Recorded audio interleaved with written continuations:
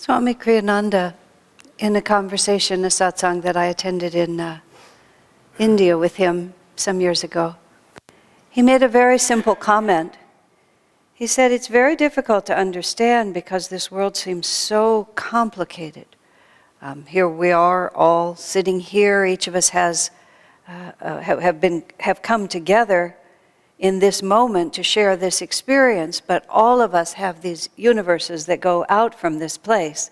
Our families, our jobs, our responsibilities, our personal worries, our history, all the different things. Every one of us is this whirlpool of other realities, and like circles we find a point where we intersect, but apparently none of us are complete copies of one another.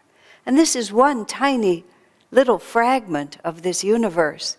You go to another gathering place, whether it's the sports bar where they're watching whatever they're watching right now, or all the other churches and temples that have gatherings, and the soccer players, and this is just El Camino Real. You know, you can go someplace else.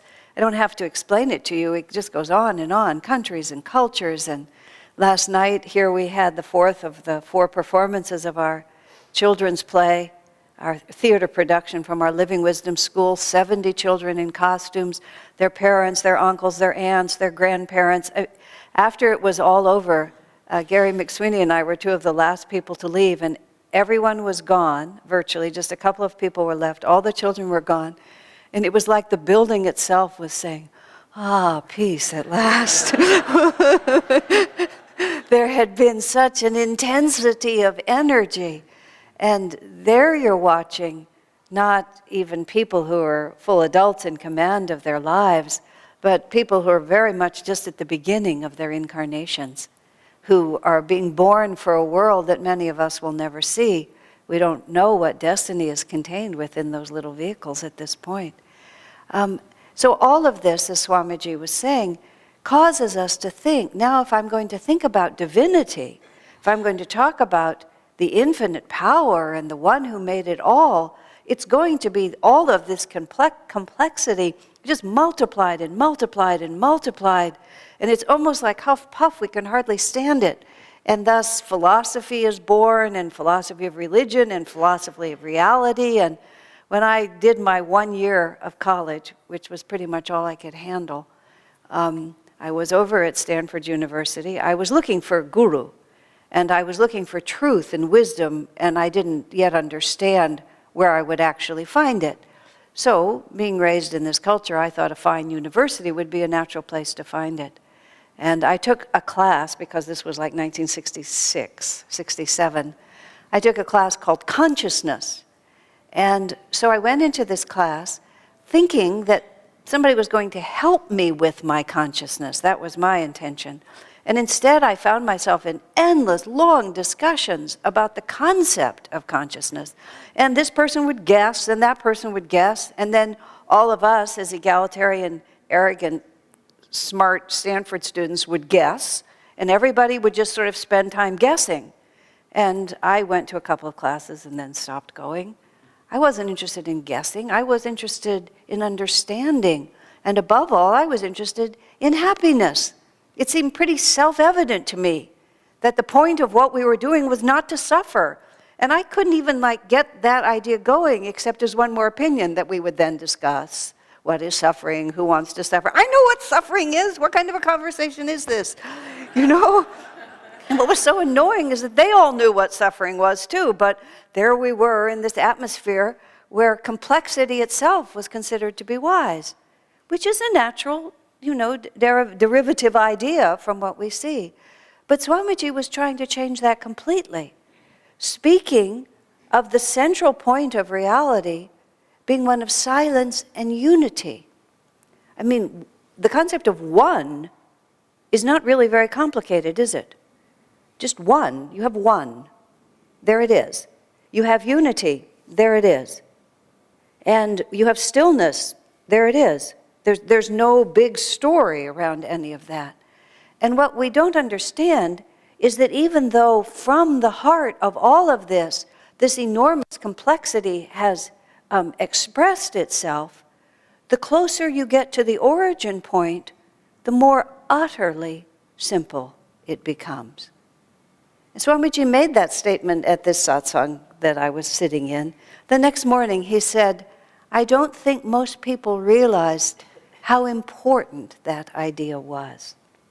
And it had intrigued me at the time, but of course his pointing to it again caused me to think about it a great deal both then and since. That what we're really doing spiritually is not becoming just a bigger and bigger repository of endless opinions and everybody else's long dissertations about other people's opinions. What we really are is we're getting back to the point of origin, where it all resolves into utter simplicity. If we think even in very practical terms about our own lives and all the different things that we seek, when we really think about it, there's really just a few desires, however complexly we clothe them. We want to feel loved. We want to feel worthwhile. We want to find meaning in our experience. Above all, we don't want to suffer. And we do want to be happy. And you can trace whatever your trajectory of life is, however profound it is. Even our little tiny children, in fact, in many ways, it's much clearer with them because they're just acting the way they act according to what they think will work. When I was 7 years old, my parents sent me to sleepaway camp. And my brother and I went, and it was great fun. I was one of the youngest children in the camp, and what I remember mostly is everybody really liked me, and they all took care of me. I can see now, taking care of small children, how little children are really cute, and I think I was pretty cute. But I was just a little young for what was going on, and one of the craft projects was to weave potholders out of elastic bands. It was just, you have this little loom, and it was beyond my little fingers to just figure out how to make that thing work. So when Parents' Day came, everybody had potholders, but I didn't have any potholders because I'd been unable to make them. And nobody seemed to understand how deeply embarrassed I was not to have potholders, apparently. And everybody had their potholders hung on their bunks. And I remember this girl above me had quite a few, so I just took some of hers and hung them on my bunk, which at the time seemed like a good idea. Naturally, when she saw what I had done, she did not think it was a good idea, and she became quite upset about it, and there was a little bit of conflict resolution in our bunk there. But the part I remember the most about it was just, and then I tried to defend myself. I kept saying, they fell.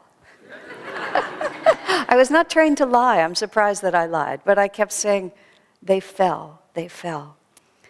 And I remember profoundly just how important it was to me, to be like everyone else, to be able to do what other people were able to do, and not have to admit that it had been beyond me to handle that. 7 years old.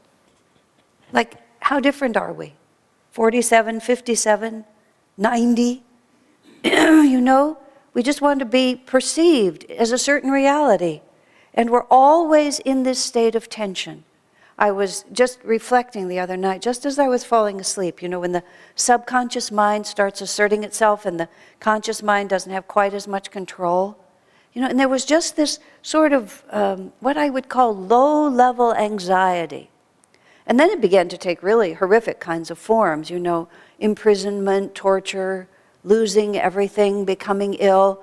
It's not a pleasant way to fall asleep at all. That's why it's very good to meditate before you go to sleep, or to fall asleep listening to uplifting music. But mostly to me it was extremely interesting. Just like, how many levels do we have in us of where we have separated ourselves out from our source, and because we are no longer deeply connected to source, we live out there in this world of opinion, where there's no safe ground to stand on that says, this is who I am, this is what I am, and in this reality I am safe. I'm also, to finish the story about the potholders, I remember the two parts of it. One was trying to tell people that they fell, and the other part was how wonderfully my mother responded to me. Because somehow she knew, as mothers can know, and she just took me on her lap, and I was weeping, and she was just stroking my hair. It's fine, dear. It's just fine. We don't need potholders, you know. But of such little moments, you know, was this experience of my feeling that my reality was dependent on something outside, and this wonderful woman who was my mother just telling me, no, dear, it's fine. We'll just take you just as you are. You can come home without potholders. It won't make any difference to us. Now, everything that happens in this world, and somehow children are clearer symbols sometimes than adults, is a divine story. And oddly enough, even though we think that this story is the real point of the drama, this is really the play. This is the director having sent us out and made us do our part. And our part is to find out, who am I really? Where does my happiness come from? Are those vague undercurrents of anxiety really a delusion, or are they reality? Is it that? How do I solve that? Where do I find where I really belong? And all of the scriptures and all of the masters, no matter how much people later garble those simple messages, the messages are all exactly the same. That we come from spirit. And this whole experience we have of this deep commitment to these limited realities and all the suffering that comes with it is really just a profound misunderstanding on our own part. I was at that camp. Everybody knew I was 7. If I had just been able to turn to one person and say, I can't do this. My little fingers are too small. Give me something else to do.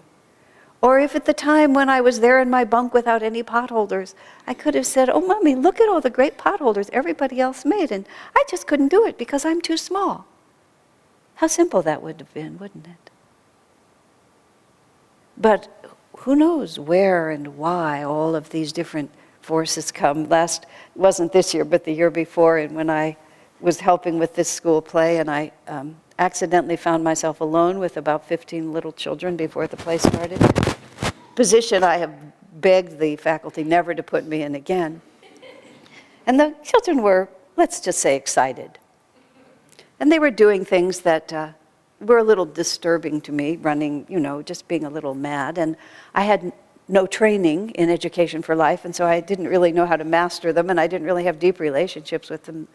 So I turned to one little child, and I was so exasperated. I said, stop being so childish. And being a wise child, he gathered himself up, and he looked at me like this. And he just, in a very simple tone of voice, he said, but I am a child. And then at that point, I decided if the faculty was foolish enough to leave me alone with them, they could take the consequences. And I just let the room go at that point, because I knew I had no hope. But it was such a simple answer, but I am a child. And we live our lives in this world always in this state of tension, not being able and willing to say so simply to our Heavenly Father and to our Divine Mother with that simple confidence, oh yeah, it's true, look, I got myself so embroiled in what? Sex, money, drugs, human relationships. What's happening? Okay? Yeah, everything depends on sound. I got myself so embroiled in whatever it is that I got embroiled in. I wanted to be famous, I wanted to be rich. I wanted to have that beautiful woman for my wife or that handsome man as my husband. I wanted my children, to do honor to my name and, all the different things that we desire and that we rarely get. And then we're all tense about everything. And we don't know how to just say so simply, but I am a child. Divine Mother, I had these ideas, and they looked like good ideas to me at the time. But inasmuch as I'm just a child, sometimes it doesn't work out in exactly the way that I hoped. One of our little children, one of the youngest, she's maybe 4.5 or 5 years old, she was in our play last night, and every time she would come on stage, she didn't really have the concept of creating the reality here, so she would just walk out and place herself about here and then just,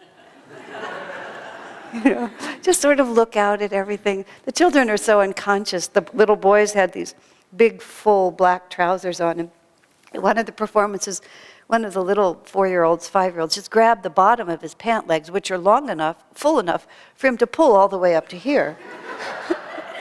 Then he turned his back, and just had his little legs, and everybody else is facing the audience. And he found what was going on this way so interesting that he just stood there with his pants held up like this, for a period of time, just sort of doing what seemed to make sense to him, in that moment. And so we come out into this world, and we do what seems to make sense to us. And most of the world seems to support that. That's where the trick comes in. Ever and again through your awakened sons, the answer comes. But it's not a voice that's inserted upon us, just in the same way that the way Living Wisdom School, for example, works with the children.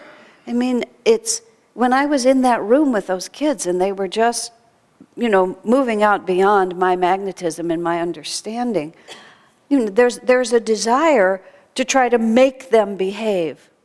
And that's how a lot of adults deal with children. That's how a lot of schools deal with children. What Education for Life and Living Wisdom School is to inspire them to behave, to awaken within them their own understanding of where their own best interests lie, and then to inspire them to want to do that which will bring for them a positive future. Because when our natural impulses are merely suppressed, even in the Bhagavad Gita it says, the words are, of what avail is suppression? You simply suppress it, and as Swami writes it elsewhere, if you suppress something in yourself, it will just pop out in some weird way later. Suppression is not the same as understanding that my own best interests lie in this particular way of behaving. And it simply doesn't serve us to just deny ourselves that which is attractive to us. That little child said to me, but I am a child. I'm going to behave in a childlike way. That's my job right now. And we are these children of the infinite. And our job is to understand who we are, where we're going, and how to find what it is that we really seek. And Divine Mother works with us as wise parents work. Sometimes she just lets us run, and sometimes she begins to pull back. But there's also a simple reality to it. If we constantly do things that are not in our best interest, then we do not achieve anything that we really want to have. And some parents think that, I can't crush my child's spirit, I can't deny his will, I can't, as if they don't have a job to do. The parent has no job to do. The parent job is just the same. You have to magnetize that child's understanding step by step. You can't just abdicate and just let him run free because he or she is just a child. They don't understand yet. So Divine Mother is always guiding us, but just what she's trying to tell us. We have to try to understand what is trying to be taught to us. What's trying to be taught to us is so simple. It's so simple that the mind constantly rejects it.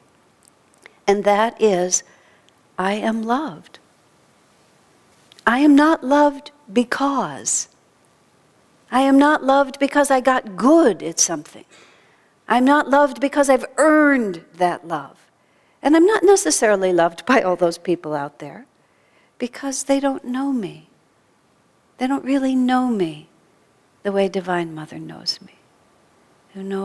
All of us, or I hope all of us, at one time or another in our lives, have had someone who expressed to us a little bit of that divine acceptance, just so that it opens up in our consciousness the possibility that it's there. When somebody looks at you and you really feel that they really know who they're looking at, they see you. It's a funny thing. My sister came in a couple of weekends and helped with the work of helping to get this play together. And being raised by the same parents in the same house, we were talking about being siblings and talking about our brother. There are 3 of us. And the peculiar sort of understanding, at least that the 3 of us have in certain ways. We live our lives and we're not together all the time by any means. But my brother and I especially, and my sister to a certain extent, we have the same sense of humor. And I have learned through the years that my sense of humor, I think the word is weird. It's the things that I find funny, I've gradually learned a lot of people do not find funny. But when I'm with my brother, not only does he find them funny, but he gets the joke before I've even said it.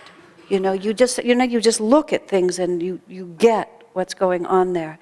And it's a very small thing, isn't it?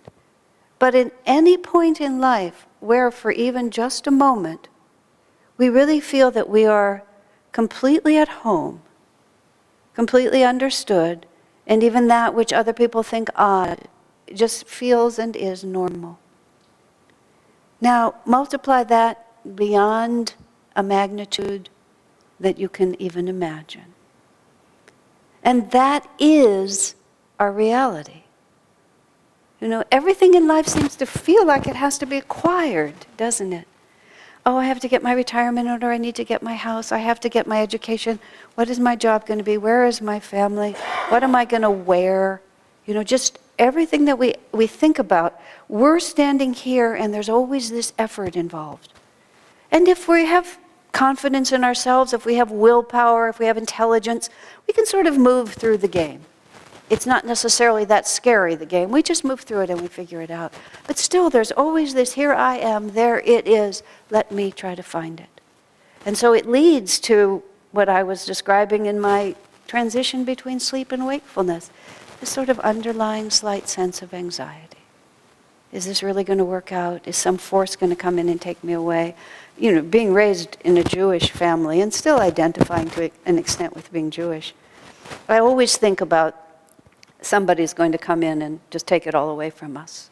Yesterday, Gary McSweeney and I, the Irishman back there, who put a sign up on his classroom, only Irish actors welcome at this point. We had an amusing, ridiculous experience yesterday, both of us. I was just talking to one of the parents I'd never met, and she says out of nowhere, "Are you Irish?" I said, "Russian Jew." Okay. Gary was at the bagel shop, and some Orthodox Jews thought he was a rabbi. Go figure, what a day for both of us. All right, now let's see, where was I going with all of that? Oh, so I was telling Gary, he'd never heard of the Eastern European latke famine.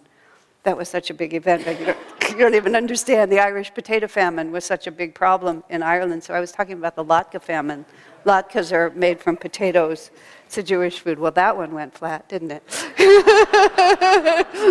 But we were just talking about all these different identities. What I was saying was about being Jewish. With that in the background, there's always the persecution that comes with it. And I think one of the reasons I was born into that cultural tradition is because I have a fear of those things.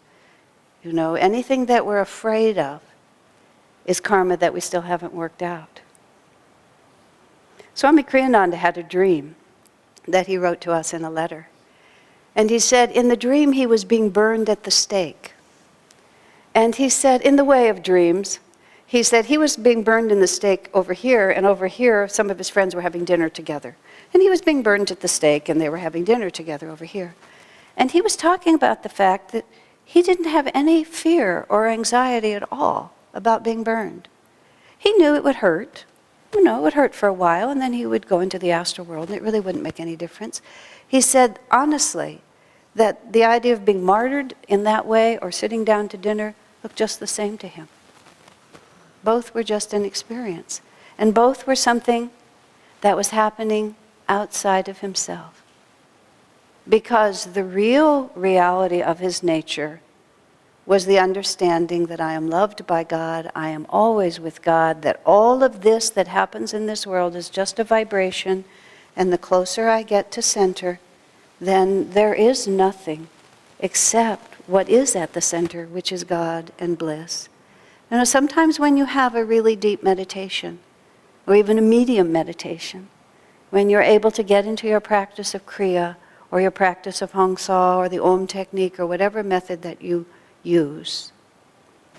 And for a time, the door to that other reality just opens up. And you live for the period of that meditation and for some time afterwards in the simplicity of breath, of the Om vibration, of the energy in the spine, and then literally you come forward from that back into this world. And there are your emails, and there's your family, and there's all the responsibilities that you have to take care of. But they've suddenly become just a slight overlay over the true reality. This is literally a costume that we wear. And that costume isn't just the clothes that we wear. It's the body itself, the personality, and all those subconscious tensions. They're just a costume that we're wearing. They're like safety pins. They're just all put together. And when it's all taken apart, there's something completely different there. And the masters endlessly try to tell us this. Just endlessly, one after another, century after century. Year after year, generation after generation. And then priests and ministers and administrators and all these other people come together and try to put it into some form. So you come to church on Sunday, so this is what you have to do. Then you follow this ritual, and this clergy person will do this, and then we'll say the Sanskrit mantra, and then we'll burn this fire. And all of it is designed to just roll us back from that costume to just standing in the simple truth of who we are. And none of those external activities, which is what the mind does, this has to be complex. We have to give this teaching in a language that nobody understands anymore, because that's how it originally came down. When we first took over this church, which had been St. Aloysius Catholic Church for some 40 years before it became Ananda's Temple, there was a big table here for giving Mass, and a big monolith in the middle, and a crucifix on it. And when we first started teaching here, at that time we wore white, and I remember standing up here the first few Sundays in white, speaking to this group in this room. I couldn't quite see them, but I could feel all these black-clad men, all these black priests in black robes back there. They were really annoyed. They were really annoyed. Their spirit was sort of back there. And finally, I just literally in meditation said, get over it. It's not yours anymore. It belongs to us. We've moved on. We're no longer facing the altar speaking Latin. I'm a woman, I'm in white, I'm speaking English, we're just doing it differently now. But all of it had been the same attempt. The attempt of the black-clad priest speaking Latin was in some way to move people out of all this complexity into their simple relationship with Jesus. That's all. The Jews say, "Hear, O Israel, hear, people of Israel, the Lord our God, the Lord is one." One reality. Move away from all that complexity. All of the spiritual path comes down to that simple idea. Who am I? And when I answer that question, what does that mean for everything else? If I am, as all the scriptures and all the masters have told us, a much loved, infinitely loved, ever blissful child of God, what are the implications of that? What do I ever have to worry about? What in this world can ever take that away from me? Why do I steal potholders from someone else? Why do I try to steal power from someone else? Why do I try to make myself powerful by means that are pathetic by comparison to the power that I have within me? Why can't I just say, of course I behave this way, I'm just a child. Divine Mother, but you can help me. My Heavenly Father, you can guide me. Just in our play last night, we were quoting the poetry of Hafiz. The story was about the Persian poet Hafiz. And at the very beginning, this very talented girl says, just sit there, don't do anything. Your separation from God is the hardest job that you have. It's the hardest thing you'll ever do. I haven't quoted it exactly, but that's the meaning. We work so hard to stay separated, when in fact, all we have to do is relax, become very simple, be that child of God, and let Him, let her love us. Bless you.